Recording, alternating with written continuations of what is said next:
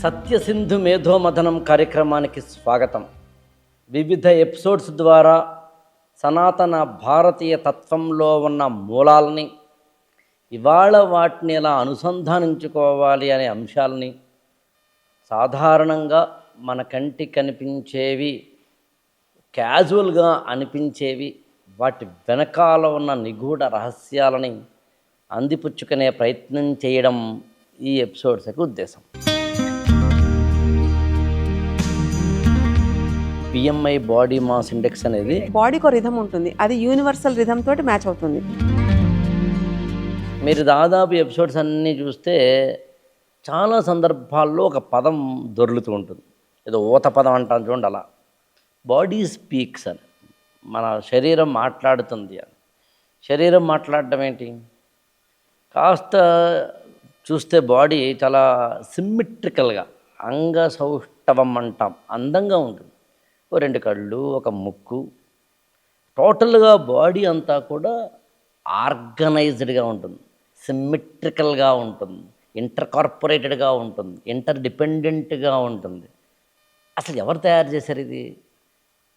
ఎనటామికల్గా కానీ మెడిసిన్గా కానీ చూసినప్పుడు దీనికి ఒక విధమైన స్పెర్మ్ ఎగ్ కలవడం ద్వారా జైగోటు, అక్కడి నుంచి కణ విభజన జరిగి చెప్తారు. అంతేనా? అంత మాత్రమేనా? ఇంకా ఏదో ఉందా? ఇలాంటి వాటన్నిటినీ తెలుసుకునే ప్రయత్నం చేద్దాం. ప్రతి డిజార్డర్ డిసీజ్ కావద్దు, ప్రతి డిసీజ్ డిజార్డర్ వల్ల రాదు. వెజిటేరియన్ ఫుడ్, నాన్ వెజిటేరియన్ ఫుడ్కి ఎంత తేడా ఉందంటారా? ఏ నాస్ నుంచి వెళ్తే అది యాక్టివ్గా ఉన్నట్టు లెక్క. ఇది ఇంటెలిజెన్స్ని అర్థం చేసుకునే ఫస్ట్ స్టెప్. ఒక సైంటిఫిక్గా, మెడికల్గా, సిద్ధయోగం ద్వారా వీటిని చూడగలిగి, మోడర్న్ సైన్స్ తోటి వాటిని అనుసంధానించగలిగి, స్పిరిచువల్ వే ఆఫ్ థాట్ ప్రాసెస్ని కూడా దాంట్లో ఇన్కార్పొరేట్ చేయగలిగిన ఒక వ్యక్తి అయితే ఇలాంటి వాటిని సునాయాసంగా అలవోకగామని చెప్తారు. అందుకే స్పిరిచువల్ సైంటిస్ట్ సత్య సింధూజ గారితో నేనున్నాను. నమస్కారం అండి. వస్తాయండి. నా యొక్క ఇంట్రడక్షన్లో చెప్పినట్టుగానే ఏంటి అసలు బాడీని ఎలా అర్థం చేసుకోవాలి, అసలు లోపల ఏం జరుగుతోంది, ఆ ప్రాణశక్తి ఎవరైనా ఏదో రిమోట్ వేస్తే టీవీ వెలిగినట్టు, టీవీ కనిపించినట్టుగా ఏంటంటారు, ఎలా చూడాలంటారు దీన్ని? ఎసెన్స్ ఆఫ్ హ్యూమన్ బాడీ అనేది ఒకటి ఉంటుందండి. అంటే it's not about only the functionality. అంటే బాడీ అది ఎలా పనిచేస్తోంది, మన ఉద్యోగం ఇదా దీంట్లో వెళ్ళిపోతూ ఉంటాం. But what is like the real essence, what is the intelligence behind that, అంటే దాని బుద్ధి అంటాం, ఇంటలెక్చువాలిటీ అంటాం. So where it resides in the body. మామూలుగా ఇన్ని ఆర్గాన్లు ఉన్నాయి కదా, వాటి పనులు అవి చేసుకోవచ్చుగా. అవును. ఒకదానికొకటి సమన్వయం లేకుండా కూడా ఒకటి ఎవరో చెప్పినట్టుగా, ఇప్పుడు ఏదో చీకట్లో తాడు కనిపిస్తే పావును పరిగెట్టుకుంటూ భయపడిపోయే ఎమోషన్ దగ్గర నుంచి అది పాము కాదని చెప్పి ధైర్యం చెప్పేంత వరకు, ఆ మధ్యలో జరుగుతున్న ఒక చిన్న సంఘర్షణ దగ్గర నుంచి బ్యాలెన్స్ చేసేంత ఇంటెలెక్చువాలిటీ ఎక్కడి నుంచి వస్తుంది. అంటే ఇట్స్ నాట్ అబౌట్ ఓన్లీ ఒక 12 ఆర్గాన్ సిస్టమ్స్ ఉన్న హ్యూమన్ బాడీ కాదు, దీని వెనకాలన్న ఒక ఇంటెలిజెన్స్ ఏంటి, how it is like running. ఇంతమందిలో నేను మాట్లాడే ఒక హ్యూమన్ బాడీ వ్యవస్థ గురించి, ఇలాంటి ఒక కోటాను కోట్ల జనాల్ని ఒక డాటెడ్ కనెక్టెడ్గా నడిపిస్తున్న యూనివర్స్ యొక్క గొప్పతనం ఏంటి. Just we are a dot on that. So ఇలాగా ఆలోచిస్తే అణువులో ఉన్నది వెతకడం మొదలు పెడతాం, దాన్ని బ్రహ్మాండంలోకి తీసుకెళ్ళగలుగుతాం. అంటే ఒక మర్రి చెట్టు ఉంది, విత్తనంలోనే దాని ప్రాపర్టీస్ ఉన్నాయి. అలాగే మనిషి ఉన్నాడు, ఆ మనిషి యొక్క దాంట్లోనే, అతనిలోనే దైవత్వం అనే ఒక ప్రాపర్టీ ఉంది. దైవత్వంతో కూడిన దివ్యత్వం, అది తెలుసుకునే ప్రయత్నం కోసమే ఈ కర్మ వలయంలో పడతాం మనం. సో ఇంత ఇంటెలిజెన్స్ ఉంటున్నప్పుడు అది ఓన్లీ మనం తిన్నది, ఇప్పుడు మనం లంచ్ చేసిన తర్వాత అది ఎలా అరుగుతోంది, అరగడానికి గల కారణాలు ఓన్లీ కెమికల్స్ అయినా, లేకపోతే ఎంజైమ్సా, లేకపోతే బైల్ జ్యూసా, ప్యాంక్రియాసా, వాటివేనా? ఒకవేళ అవి సెక్రిషన్స్ కనుక సరిగ్గా లేకపోతే పనిచేయదుగా. అప్పుడు మనం మెడికేషన్స్ ఇచ్చి దాన్ని పూర్తిగా ఆపేస్తున్నాం, అంతే తప్ప దాన్ని రీజనరేట్ చేయట్లా. ఎందుకంటే అది డిసీజో డిజార్డరో తెలియని పరిస్థితిలో, కన్ఫ్యూజన్లో మనం దాన్ని పెడుతున్నాం. యాక్చువల్గా అలా ఒక్కసారి ఆలోచించండి, మనం అన్నం కలుపుకొని తింటున్నాం, నవ్వులుతున్నాం, మింగుతున్నాం, లోపల అది స్టమక్లోకి వెళ్ళి అది మిగతా ఆమ్లాలతోటి, HCl లాంటి దాంతో, ఎంజైమ్స్ తోటి కలుస్తోంది. ఆ తర్వాత గుడ్ బ్యాక్టీరియా, బ్యాడ్ బ్యాక్టీరియా అన్నది బాడీలో అది మనకి యాక్టివేట్ చేస్తుంది హీలింగ్ సిస్టమ్కి. ఆ తర్వాత పిండి పదార్థంగా చేసి దాన్ని ఎక్స్క్రిటరీ సిస్టమ్కి పంపించేస్తుంది. యూరిన్ దాని నుంచి అటు వెళ్ళిపోతుంది. అండ్ ఎనర్జీని మొత్తం through blood it carries away. So ఇది ఒక సైకిల్. ఇంత సైకిల్ నడిచేది ప్రతి వాళ్ళకి ఒకటే. అవును అవును ఓకే, అవును మరి ప్రతి వాళ్ళకి ఒకటే ఎలాంటి రోగాలు రావట్లేదే? అవును. ఒక్కొక్క లెవెల్లో వాళ్ళ యొక్క మానసిక స్థితిని బట్టి రోగం తాలూకా ప్రభావం తాండవం చేస్తుంది బాడీలో. Okay okay. అంటే ఇక్కడ ఇంబ్యాలెన్సెస్ రకరకాల వేస్లో ఉన్నాయి. ఇంత ఉన్న బాడీకి దాన్ని హీల్ చేసుకునే కెపాసిటీ ఉంది. దాన్ని మనం నమ్మకుండా దాన్ని బైపాస్ చేసి దానికి రెస్ట్ ఇచ్చి బెడ్ రెస్ట్ అని చెప్తాం, లేకపోతే తినకూడదు విష పదార్థాలు ఇలాంటివి మీరు తినకూడదని చెప్పేస్తాం. నిజంగా ఒకవేళ అలాంటి విష పదార్థాలు కనుక ఉంటే సృష్టిలో అలాంటి మొక్కలే ఉండవండి, అలాంటి తిండే దొరకదండి. సో ఇంత ఇంటెలిజెన్స్ ఉన్న బాడీని మనం ఆ ఇంటెలిజెన్స్ లెవెల్లో నెవర్ ఎవర్ వి అబ్జర్వ్ చేయడంలో ఎలా ఉండాలి అంటే చాలా చిన్న చిన్న మైన్యూట్ చేంజెస్ బాడీ మనకి సిగ్నల్స్ కింద పంపిస్తుంది. మనకి చాలా వాటిల్లో చూడండి, కొంచెం పట్టుబ్బరంగా ఉండడం, లేదా కొంచెం గాలి సరిపోకపోవడం, లేకపోతే కొంచెం ఇవే కాదు మనసు కూడా సిగ్నల్స్ పంపిస్తుంది బాడీ ద్వారా. సో ఇది నాకు నచ్చట్లేదు, ఓ వీళ్ళ ఎనర్జీ వేరేలా ఉంది, అబ్బా వీళ్ళతో కాసేపు కూర్చుంటే బాగుంటుంది, ఇలాంటి థాట్స్ ప్రాసెస్ ఇవన్నీ కూడా ముందు మనం మాట్లాడుకున్న ఈ ఆసనాల్లో స్థిరత్వం కనుక తేయగలిగితే అప్పుడు మీకు బాడీ ఇంటెలిజెన్స్ అర్థమవుతుంది. అంటే ఒక ధారణ శక్తి ఎలా ఉంటుంది, మనం బతకడానికి లేకపోతే ఎనాటమీ వైజ్గా చూస్తే మనకి లైఫ్ ఎనర్జీస్ ఓకే, కానీ కోమాలో ఉన్న పేషెంట్కి లైఫ్ ఎనర్జీ ఉంటుంది, కానీ వాళ్ళకి ఇంకేదో మిస్ అవుతుంది. ఆ మిస్ అయిన దాన్ని రీకనెక్షన్ ఎలా చేస్తాం, అది మనం ఏం చేయక్కర్లేదు, శరీరం అది చేసుకోవడానికి గల వాతావరణం మనం కల్పించడం అంతే. అంటే ఒక దశ నిర్ధారణ దిశ నిర్ధారణ రెండు ఉంటాయి. దశ దిశ కలవాలి అంటే combination, it's like a circuit. So ఎంత మనం విస్తీర్ణించగలుగుతామో, ఎంత మనం పెంచగలుగుతామో అంత కూడా అంత హైట్ రాగలగాలి మన ఎనర్జీ. సో ఆ బ్యాలెన్సెస్ బాడీని తేలిక చేస్తాయి. బరువు అంటే మాస్ ఇండెక్స్ ఈ లెవెల్లో చూస్తే body mass should be like light, at the same time the freeness of the molecules, అంటే ఎనర్జీ ఫ్లో కావాల్సినది స్వేచ్ఛగా తిరగలాలి. అంటే ఇప్పుడు ఈ బిఎంఐ బాడీ మాస్ ఇండెక్స్ అనేది ఇండెక్స్ ప్రాచీన కాలంలో కూడా ఉందండి. ఎందుకంటే అది ఏ పదంతో ఉందంటారు? ఎలా అంటే మనకి పక్షిలాగా తేలిగ్గా ఉండాలి, ఎగిరేలాగా ఉండాలి, అంటే చాలా అల్పంగా తినాలి, ఎక్కువ కష్టపడి పని చేయాలి, అంటే కష్టం ఉండాలి ఫిజికల్గా. బాడీ స్ట్రెంథనింగ్కి కావాల్సిన శ్రమ, మనసు తేలిక పడేలాంటి వాతావరణం, ఈ రెండు కలవాలి. ఇప్పుడు మనం వాటికి భిన్నంగా ఉంటున్నాం, అంటే మనసు భారంగా తయారు చేసుకుంటున్నాము, శరీరాన్ని కూడా అంతే భారంగా దాన్ని చూడాల్సి వస్తుంది. అలాంటప్పుడు మనము ఒక డిసీజ్ని రావడానికి మనం ఎంట్రీ ఇస్తున్నాం, కానీ ఇది ఇంటెలిజెన్స్ కాదుగా. కానీ ఇది ఎందుకు ఇలా చేస్తున్నాం? కొన్ని మన చేతిలో లేని ఉన్నాయేమో అనిపిస్తుందండి. ఎలాంటివి? జెనెటికల్ కావచ్చు, అంటే బై బర్త్ వచ్చే దానికి వేరే, అంటే పూర్వం మనకు చెప్పుకున్నట్టు వేరే నాడుల ద్వారా వాటిని సెల్ మెమరీ నుంచి తీసేయచ్చు. ఓకే, మన చేతిలో ఉండేవి మనం ఫస్ట్ మాట్లాడుకోవాలి. ఎలా అంటే ఇంత ఇంటెలిజెన్స్ ఉంది, నాకు తిన్నది, నాకు ఈరోజు ఇంత కష్టం ఉంటున్నప్పుడు నేను ఎంత ఎలా ఉండాలి అనేది నాకు ఒక బ్యాలెన్సింగ్ రావాలి కదా. ఆ ఆలోచనకి ఏం అక్కర్లా, కానీ ఆలోచనే చెయ్యం మనం. మన చేతుల్లో ఉన్నది మనం చేయగలిగితే, చేతుల్లో లేనిది ఆటోమేటిక్గా body will be like organized, recognized, and it is like a doer. చేతుల్లో ఉన్నవి అన్నప్పుడు అండి, మామూలుగా అయితే మనకి ఏదో వాకింగో, లేకపోతే కనుక జాగింగో, లేకపోతే ఆసనాలు, సూర్య నమస్కారాలు, ప్రాణాయామం, ధ్యానం, అంటే మెడిటేషను. ఒకటి చెప్పండి, మనకి రాత్రి పడుకుంటున్నాం, సో మనకి చంద్రనాడి కొంచెం యాక్టివ్గా ఉంటుంది. మరి టాక్ అబౌట్ సూర్యనాడి, పింగళ నాడి ఏం చేస్తున్నాం మనం? ఎన్ని గంటలకు లేస్తున్నాం? ఎలా అంటే మన గాలి ఏ దాంతో వెళ్తోంది, మనం పొద్దున్న లేచి చూసుకోగానే ఏ నాస్ట్రిల్ నుంచి వెళ్తే అది యాక్టివ్గా ఉన్నట్టు లెక్క. యాక్టివ్గా ఉంటున్నప్పుడు దాన్ని ప్రయోజకత్వంగా మనం చూడాలి. అంటే రైట్ నాస్ట్రిల్తో చేసుకుంటున్నప్పుడు it is ready to in action. అలాంటప్పుడు ఫ్రెష్ థాట్స్, నేను ఏదైనా చెయ్యలేనిది ఆ సందర్భంలో కనుక నేను ఎఫర్మ్ చేసుకోగలిగితే, లేదా నేను చెయ్యాలని సంకల్పించగలిగితే అది అయి తీరుతుంది. ఇడనాడి కనుక యాక్టివేషన్లో ఉందనుకోండి, నాకు రెస్ట్ కావాలని అర్థం. అంటే ఒక్కొక్కసారి చూడండి, మనకి అలసిపోయినట్టుగా అబ్బాయి ఈరోజు కొంచెం డల్గా ఉంది, అది తప్పేమీ కాదు, యూ రెస్ట్ దట్. సో ఏంటంటే బాడీ లోపల దాని పని చేసుకుంటుంది, నీకు కనిపించట్లా, but it will be like rectified. అంటే నిద్ర కూడా అవసరమే, ఎంత పని చెయ్యాలో అంతా చెయ్యాలి. రెస్ట్ ఆఫ్ ద టైం కూర్చొని నాకేదో అయిపోతుంది అని లో ఫ్రీక్వెన్సీకి వెళ్ళిపోకుండా నీ ఇమోషన్స్ని హై ఫ్రీక్వెన్సీలో పెట్టేలాగా నీ ఉచ్ఛ్వాస నిశ్వాసలు ఉండాలి. నువ్వు డీహైడ్రేట్ అవ్వకుండా బాడీని చూసుకోగలగాలి, బాడీకి కావాల్సిన అది అడిగిన దానికి అవసరమైన ధాతులతోటి ఉండే ఆహారాన్ని అల్పంగా తేలిగ్గా ఉండేలాగా, ఎందుకంటే మనం కార్నివోరస్గా తింటే నాన్ వెజ్ తింటే అరగదండి, హెర్బివోరస్గా తింటే ఇవన్నీ చాలా పాసిబుల్ ఉంటాయి. ఇది ఇంటెలిజెన్స్ని అర్థం చేసుకునే ఫస్ట్ స్టెప్. ఆహారం అనే పదం వచ్చినప్పుడు అండి, వెజిటేరియన్ ఫుడ్ నాన్ వెజిటేరియన్ ఫుడ్కి ఎంత తేడా ఉందంటారా? రెండు అంటే సాత్విక తామస అలా అడగట్లేదు నేను. ఇప్పుడు మానవ శరీర ధర్మ సూత్రాల ప్రకారం ఏది బెస్ట్ అని ఉందా, ఏదైనా పర్లేదా? ఓకే, మనం అలా వెజిటేరియన్ నాన్ వెజిటేరియన్ విడిగా చూడొద్దండి. తీసుకుంటున్నప్పుడు వెజిటేరియనే, కానీ నీ మనసు క్రూయల్గా లో ఎమోషన్ తోటి గ్రడ్జ్ తోటి ఉంటున్నప్పుడు it becomes non veg. Okay, దాన్ని ఎవరు చేయాలి? అవును, అది మన చేతిలోనే ఉంది కదా, అది ఇంటెలిజెన్స్ చేస్తుంది.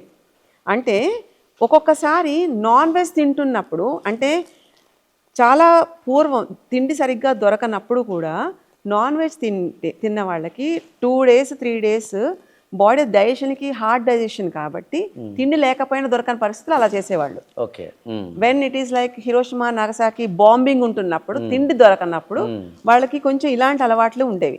కానీ వాళ్ళు బతకడానికి చేశారు, సర్వైవల్కి. బట్ పొద్దున్న లేచి నీకు అన్నీ ఉండి నాకు అదే ఇష్టం కూర్చోవడం ఎంతవరకు అది సాత్వికత? ఓకే, సో ఇక్కడ పెట్టే ఆహారంతో పాటు దొరకనప్పుడు మాంసాన్ని, అంటే మామూలు ప్రకృతిలో దొరికే కాయగూరలు ఆకుకూరలు కాకుండా మాంసం వైపు వెళ్ళడం అనేది ఆంథ్రోపలాజికల్ కూడా చెప్తారండి. ఎగ్జాక్ట్లీ. మామూలుగా మీకు అసలు నాన్ వెజ్ ఫుడ్ అనేది ఏ విధంగా వచ్చింది, ఇంగ్లీష్లో పుస్తకాలు ఉన్నాయి, చాలా ఉందండి, బోల్డ్ అంత లిటరేచర్ ఉంది. ఎందుకంటే మనం అన్నీ కూడా నాన్ వెజ్ అనగానే దానికి ఉండే కార్నివోరస్, అంటే పళ్ళ స్థితి దగ్గర నుంచి, అంటే మన దంతాలు ఎలా ఉన్నాయో దాన్ని బట్టి ఉండాలి ఏది తినగలుగుతాము. అంటే రకరకాలు హార్డ్ ఉంటాయి, solids, liquids, semi solids, pure solid, ఇలాంటి ఉండేలాంటివి కొన్ని క్యాడర్స్లో పనికిరాలు.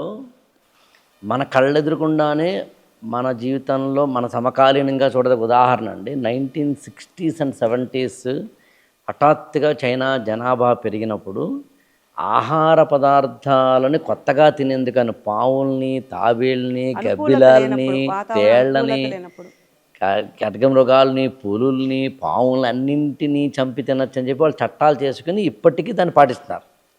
ఎందుకంటే అక్కడ ఉండే వాతావరణ స్థితిగతులు దృష్టిలో పెట్టుకోవాలి కదండి. ఇప్పుడు కోల్డ్ కంట్రీస్లో ఉన్న వాళ్ళు బీర్ ఇవన్నీ లైక్ నార్మల్గా it is like regular thing, ఎందుకంటే బాడీలో టెంపరేచర్ మెయింటైన్ చేయడానికి అని చెప్తారు.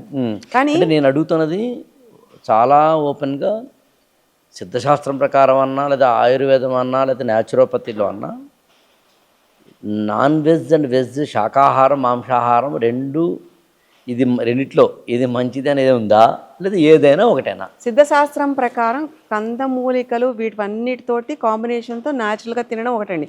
ఆయుర్వేదంలో ఇంకా పథ్యం ఉంటుంది, ఎందుకంటే నువ్వు అది తీసుకునే సాత్వికాహారం అయిండొచ్చు, కానీ లోపల నీకు అది విషాన్ని పుడుతోంది, విషాన్ని ప్రేరేపింపజేస్తోంది. వాత పిత్త కఫ దోషాలను ఇంబ్యాలెన్స్ చేసేది ఉంటే అది కూడా విషమే. సో శరీరానికి ఏది కావాలని చెప్తున్నప్పుడు దానికి అది ఇవ్వడంలో తప్పులేదు, కానీ నాకు అదే కావాలనుకుని మన మైండ్ చెప్తున్నది మనం తినేస్తున్నాం కదా, అది తప్పు. సో ఇంత ఇంటెలిజెన్స్ ఉన్న సిస్టమ్ని హై ఫ్రీక్వెన్సీ ఆఫ్ లైక్ మనకున్న ఎమోషన్స్ని ఒక దృష్టితోటి కనుక ఒక లక్ష్యం పెట్టి దానికోసం కనుక చేయగలిగితే అది మనకి తిండి ఒక మెడిసిన్ అనమాట. ఓకే, అందుకని మెడిసిన్స్ విడిగా తినక్కర్లే, తినే ఆహారాన్ని పొందిగ్గా ఈవిడింపజేసుకునేలాగా ఆరగింపు చేసుకునేలాగా, ఈవెన్ మనకి దేవుడికి పెట్టినా కానివ్వండి ఎంత పెడతామండి, కానీ మనకు మాత్రం కుంభాలు లాగిస్తాం. సో మనకు అంత కెపాసిటీ లేదు. సో థాట్ ఎలా అంటే అలా పరిగెడుతున్నాం, ఆ థాట్ని కూర్చోబెట్టే ప్రయత్నం చేయడమే సిద్ధయోగం. అలా సిద్ధింపజేసే యోగం మనకి బాడీకి మైండ్కి ఉంటున్నప్పుడు అది వాడుకోకపోవడం మూర్ఖత్వం. దీనికి పెద్ద పెద్ద స్కూల్స్ అక్కర్లేదండి, ఇంట్లో తల్లి చెప్తుంది, అరే నీకు ఇది పడట్లేదు, వాతావరణం మారుతుంది కొంచెం, అంతెందుకు వర్షాకాలం నుంచి శీతాకాలం నల్ల కారపొడి తింటే ఒంటికి మంచిది అని అప్పటికప్పుడు దే డూ దట్. ఎందుకంటే పరిశీలనతోటి అనుభవాలతోటి వచ్చే వాళ్ళంతా మన పూర్వం నుంచి ఇలాంటి యొక్క శాస్త్రాన్ని నమ్ముకుని ఆచరించి ఫలితాలను చూసి చేస్తున్న వాళ్ళు. ప్రకృతి యొక్క నేచురల్ సైకిల్ని బట్టి ఆహార పదార్థాలను తయారు చేసుకుంటూ బాడీకి అనుగుణంగా దాన్ని అనుసంధానింపజేయడం. సర్కైడిక్ సైకిల్ మనకి బాడీకి ఒక రిథం ఉంటుంది, అది యూనివర్సల్ రిథమ్ తోటి మ్యాచ్ అవుతుంది. అంతెందుకండి పల్సేషన్ ఉంటుంది, ఈవెన్ ఎర్త్కి కూడా ఈ మనకి ఏదైతే హార్ట్ బీట్ ఉంటుందో ఎర్త్కి కూడా అలాంటి పల్సేషన్ ఉంటుంది. అలా మనకి లబ్డబ్ అని ఎలా అయితే బీటింగ్ ఉంటుందో ఈ ఎక్స్పాన్షన్ తిరిగే దాంట్లో it gets like that sound, ఆ పల్సేషన్.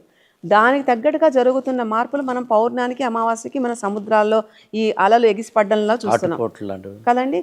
అదేలాగా అవి మన మనిషి మీద కూడా ప్రభావం చూపిస్తాయి. అంటే మనకి రెట్రోగ్రేడ్స్ యూనివర్స్ దాంట్లో చూస్తున్నప్పుడు we are the symbolism of the universe, we are the prototype of the universe. So సరి అయిన వాతావరణం అనేది ఇంటెలిజెన్స్ తీసుకొస్తుంది.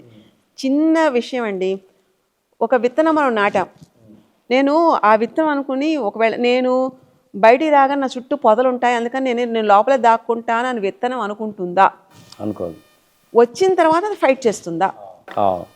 ఎలాంటి వాతావరణం నేను చేయగలను అనుకునే ఒక వాతావరణం అది క్రియేట్ చేసుకుంటుంది ఫస్ట్ కదండి. అంటే అది నమ్ముతుంది నాకు కావాల్సిన ఫోటోసింథసిస్కి కావాల్సినవన్నీ నాకు రెడీగా ఉంటే ఐఎమ్ రెడీ టు ప్రోటాప్.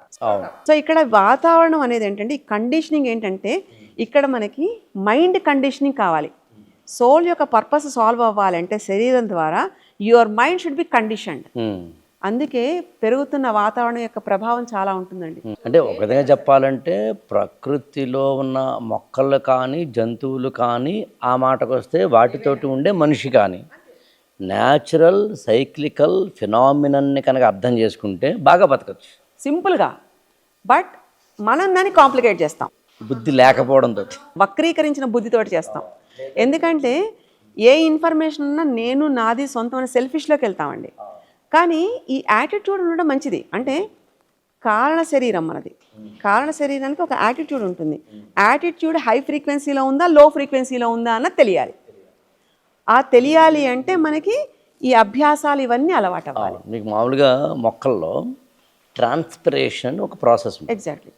నీటిని వేర్ల ద్వారా తీసుకుని ఆ మొక్కలు దాచుకునే క్రమంలో సూర్యరశ్మి వల్ల ఆ మొక్కల పై భాగాన ఉన్న అంటే ఆకుల పై భాగాన ఉన్న రంధ్రాల్లోంచి ఆ నీటి ఆవిరిగా వెళ్ళిపోతుంది. సో ఈ విధంగా ట్రాన్స్పిరేషన్ జరుగుతుంది మొక్కల్లో, అప్పుడు ఎదుగుదల ఉంటుంది. దాంతో పాటుగా బాండింగ్ కూడా ఉంటుందండి. బాండింగ్ ఎడారుల్లో నీళ్లు తక్కువగా ఉన్న చోట ఈ ట్రాన్స్పిరేషన్ జరిగితే మొక్కకి ప్రమాదం. ఎందుకంటే ఉన్నవే తక్కువ, ఆ ఉన్న నీళ్లు మళ్ళీ ఆవిరి అని చెప్పి దళసరి ఆకులతోటి కూడిన బ్రహ్మజముడు లాంటి మొక్కలు రావడానికి కారణం ఏంటి అంటే న్యాచురల్గా నీళ్లు దొరకని చోట నీటిని కాపాడుకునే ప్రయత్నం చేయడం. కానీ అక్కడెక్కడా కూడా ఇది ఎడారి కాబట్టి నేను ఇలాంటి దాంట్లో నేను ఎందుకున్నాను అది అనుకోదండి, కానీ మనిషి అనుకుంటున్నాడు. ఎగ్జాక్ట్లీ. ఎందుకంటే ఎవ్రీథింగ్ నాకు అంత కంఫర్ట్గా ఉండాలి, నాకు ఏం రాకూడదు, బెస్ట్గా ఉండాలి అని అన్నప్పుడు అంత ఎఫర్ట్ ఏ స్థాయిలో పెట్టాలి అనేది ఈ కేవలం హ్యూమన్ స్పీషీస్. అంటే డెవలప్మెంట్ ఎంత జరుగుతున్నా మనిషి తన న్యాచురల్ సైకిల్ని కనుక అర్థం చేసుకుంటే బాగా బతకచ్చు. దాంట్లో ఉండాలి. ఇక ఆయుర్వేదంలో వమనము అని చెప్తారు. అవునండి. ఏనుగుల్లో జరిగే వమన ప్రక్రియను చూసి ఆయుర్వేదంలో వమన ప్రక్రియను తయారు చేశారని చెప్పి మనకి పుస్తకాల్లో ఉంటుంది. ఏనుగు తనను తాను క్యూర్ చేసుకోవడానికి ఎక్కువ వాటర్ తాగి వాంతి చేసుకోవడం ద్వారా అది ఏమంటామంటే క్యూర్ చేసుకుంటాం. ఈవెన్ కుక్కల్లో కూడా కనిపిస్తుంది. ఏ జంతువైనా వెళ్ళి మెడికల్ షాప్కి వెళ్ళి మందులు తెచ్చుకోదండి, మనమే పరిగెడుతున్నాం, ఎందుకంటే షార్ట్ కట్ ఉంది కాబట్టి. సో షార్ట్ కట్కి ఎప్పుడైతే మనం ఇంపార్టెన్స్ ఇస్తున్నామో the longevity and the agility of the human life తగ్గిపోతుంది.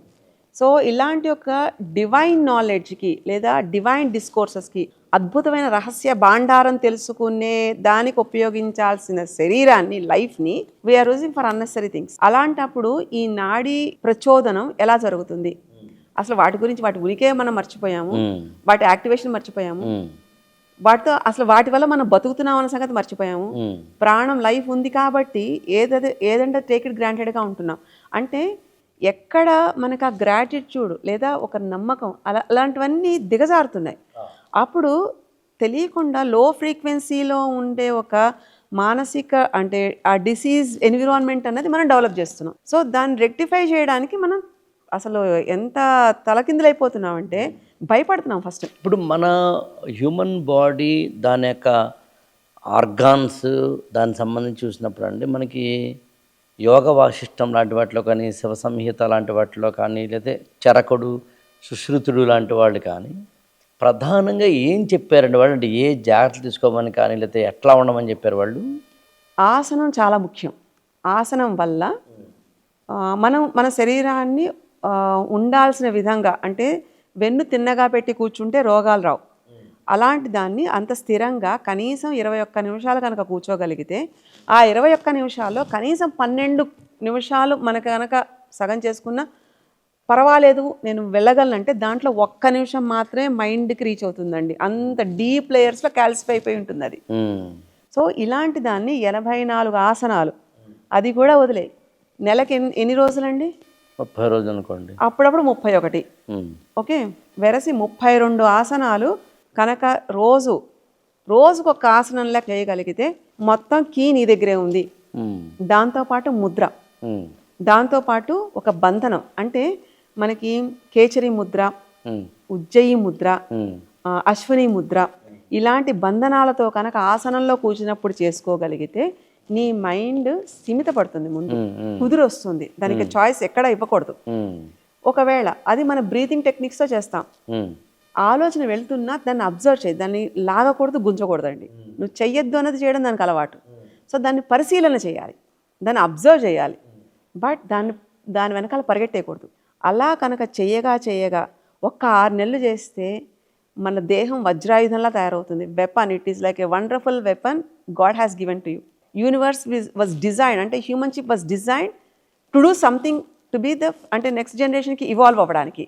అలా అయ్యేలా చేసేది యూనివర్స్ అనే యూనివర్సిటీ స్కూల్లో హ్యూమన్గా పుట్టినప్పుడు as a student of that universe you are eligible in 6 months. ఇంతకన్నా ఫాస్ట్ ట్రాక్ కోర్సు ఎక్కడ ఉండదు, 6 నెలలు చాలు. అలాంటిది మనకి ఇప్పుడు కొత్తగా ఇవన్నీ నేర్చుకోకర్లేదు. ఇవన్నీ మనకి ఉపనిషత్తుల్లో ఉన్నాయి, పురాణాల్లో ఉన్నాయి, వేదాంగాల్లో ఉన్నాయి, వేదాల్లో ఉన్నాయి. You name it, you get it. నీకు ఏది కావాలంటే ఆ బాండార్ ఓపెన్ చేసి తీసుకో, వాడుకో. ఇలా ఇంత దాన్ని మనం పూర్తిగా వదిలేసి మనం ఈరోజు కేవలం భుక్తి కోసం ఉండే ఒక స్టడీస్ వైపు మాత్రం ఇంపార్టెన్స్ చూపిస్తున్నాం. అవన్నీ లిమిటెడ్. బట్ వేరే as with the body, if you want to achieve something, ఏదైనా చెయ్యాలి, సాధించాలనుకున్నప్పుడు మేధస్సు మీద, అంటే మనసు శరీరం మీద ఆధారపడే ఒక మేధస్సు లాంటిది ఓపెన్ చేయాలి. ఆ కీ ఓపెన్ చేయాలి. ఆ కీ ఓపెన్ చేసే అంత భాండారం మనకి ఇలాంటి సిద్ధ మహాయోగంలో ఉంటుంది. It is like supreme knowledge. దీంట్లో రకరకాల విద్యలు ఉన్నాయి. ప్రతిదీ నువ్వు దీంట్లో నివడాలని అనుకోకర్లా. నీకు ఏది అనురక్తిగా, నిన్ను ఇష్టంగా కనెక్ట్ చేసే దాంట్లో నువ్వు నేర్చుకోవచ్చు. ఇలాగా నచికేత విద్య, శాండిల్య విద్య, అసలు శారీర ఉపనిషత్తులో క్లియర్గా శరీరం యొక్క ధర్మాన్ని ఉపయోగించి ఏ విద్యకి ఎలాంటి బ్లడ్ గ్రూప్ వాళ్ళకి కనెక్ట్ అయ్యి ఉంది అన్నది కూడా మెన్షన్ చేశారు. Oh great great great. మరి బ్లడ్ గ్రూపులు మొన్న కదా మనం చేసుకునేవి. And the most rarest blood group is AB negative. అలాంటి దాన్ని కూడా ఆయుధంలా తయారు చేయగలిగ సూక్ష్మాలు మనకి ఈ ఉపనిషత్తుల్లో ఉన్నాయండి, ఈ విద్యల్లో ఉన్నాయండి. ఇంతకన్నా ఇంకేం కావాలి? ఇంత ఇంటెలిజెన్స్ ఉంది, అంత విద్య నేర్చుకోవడానికి ఉంది. Better why we are not interested in that. అలాంటప్పుడు ఎంతసేపు మనం we are ready to complain about, నాకు ఇది బాగాలేదు, లేదా నాకు ఇది బాగుందా, నాకు ఇది, నేను ఇది, ఇలా నేను అనేదే మనం మాట్లాడుకుంటున్నాం. కానీ నేను అనే వర్డ్ సోర్స్ దగ్గర నుంచి ఎక్కడ కనెక్ట్ అయ్యి వస్తుంది, whether we are like mingling with that or not. అంటే బుద్ధి మనకి లోపల జ్ఞానం, మన పంచేంద్రియాలు, మన జ్ఞానేంద్రియాలు, మన కర్మేంద్రియాలు should go in one direction. పంచేంద్రియాలు విచ్చలవిడిగా ఇటు తిరుగుతూ, జ్ఞానేంద్రియాలు ఇంకేదో నాకు అనిపిస్తుంది నేను చేయలేకపోతున్నాను లోగా అనుకుంటూ, కర్మేంద్రియాలు ఏదైతే చూడకూడదో ఏదైతే చేయకూడదో అవి చేస్తూ ఉంటే అక్కడ సమన్వయం లోపించదా? అప్పుడు మన బుద్ధి ఎలా ఉండాలి? అంటే ఒక విధంగా చెప్పాలంటే మన పంచేంద్రియాల మీద మనకున్న నిలకడే టోటల్ ఆరోగ్యం. ఎగ్జాక్ట్లీ. దాన్ని మనం ఎలా సమతౌల్యం చేసుకుంటున్నాం అన్నది మన ఆరోగ్యం. అంతే కదండి. ఇప్పుడు బాడీ, మైండ్, సోల్ ఇవన్నీ అనుసంధానం చేసుకుంటున్నాం, బాగానే ఉంది. కానీ ఎంత కాదనుకున్నా మన చేతిలో లేని కొన్ని అనారోగ్యాలు అయితే ఉంటాయి కదా. ఉంటాయి, క్షణక్షణం ఉంటాయండి.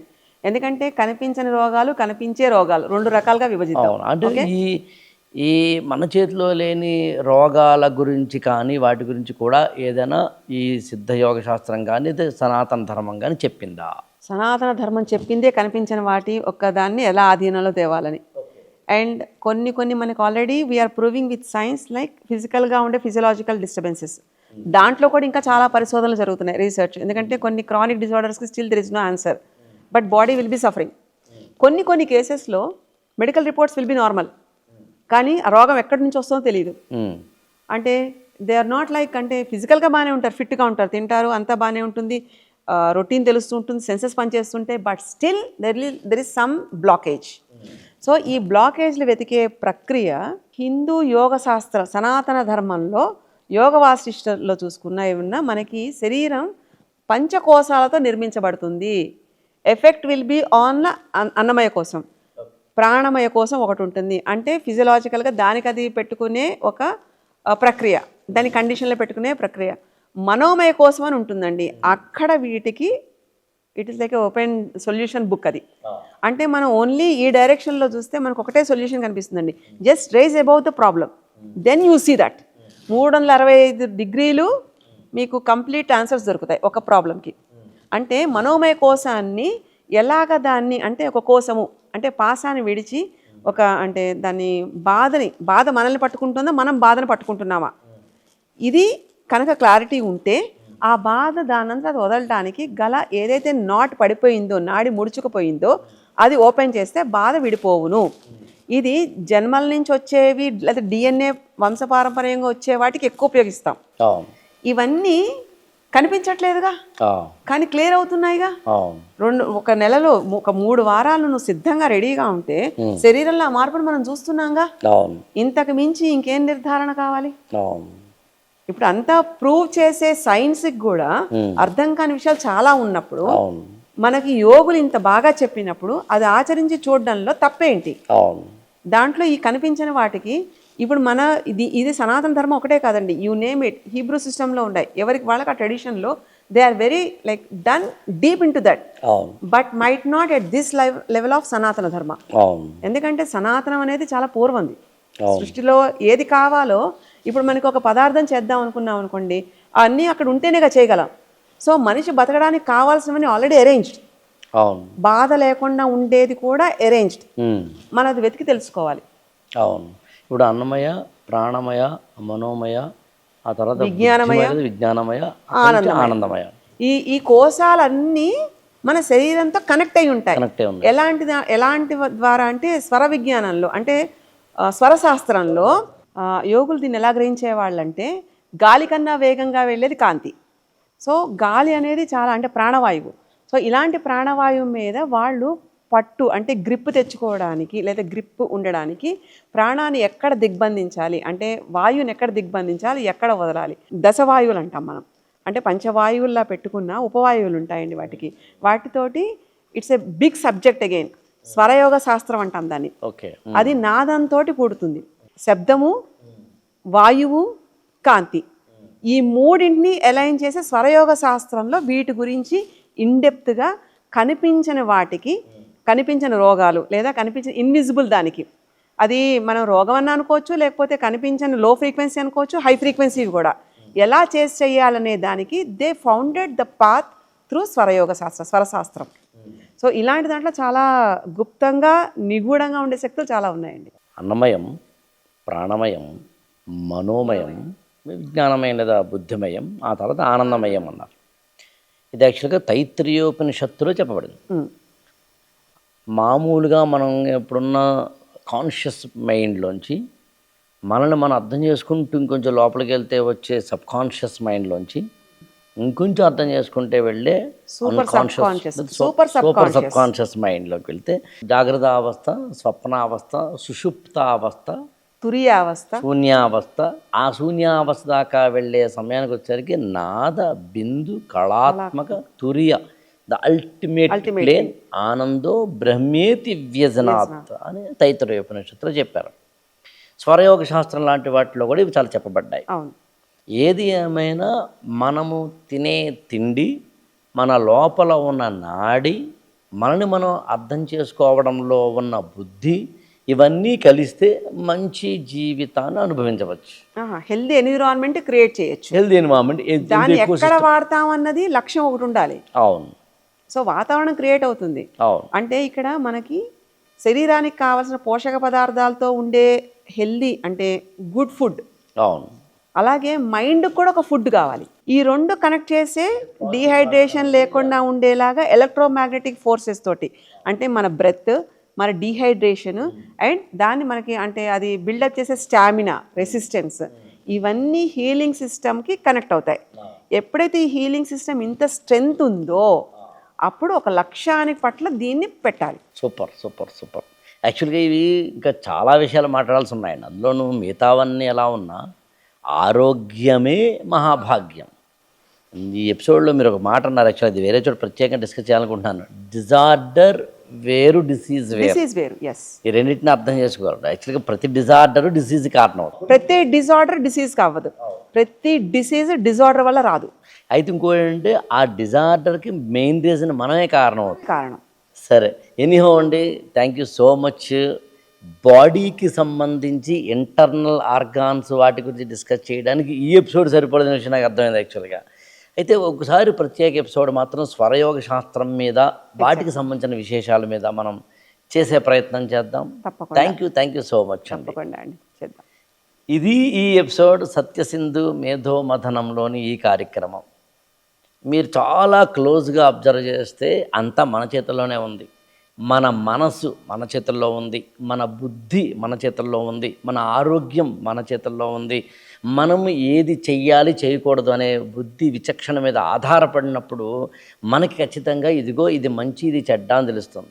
ఒక హ్యూమన్ బాడీ మనకి ఇవ్వబడినప్పుడు ఇతర జంతువులకు లేని ఒకానొక బుద్ధి, జ్ఞానము, ఆలోచన అనేది మన యొక్క బ్రెయిన్ కెపాసిటీ ద్వారా మనకి ఇవ్వబడినప్పుడు ఎంజైమ్స్ అందామా, ఆర్గాన్స్ అందామా, నెర్వ్ సిస్టమ్ అందామా, లేకపోతే మజిల్ సిస్టమ్ అందామా, వాటి వెనకాల ఉన్న ఈక్వేషన్స్ ఏవైనా అందామా, అన్నిటికన్నా ఇంపార్టెంట్ అయిన ఒక మైండ్ కెపాసిటీ అందామా, వీటన్నింటినీ తరచి అర్థం చేసుకోవడం మొదలుపెట్టినప్పుడు ఎందుకో అనిపిస్తుంది. అదేంటంటే అంటాడు శ్రీశ్రీ ఒక కవితలో, అదేంటంటే ఆకాశ యానాల్లో మనం చూస్తున్నప్పుడు ఎక్కడెక్కడో జరుగుతున్న వాటిని తెలుసుకుంటాం, లోపలి సముద్ర గర్భాల్లో ఏముందో మనం తెలుసుకునే ప్రయత్నం చేస్తాం.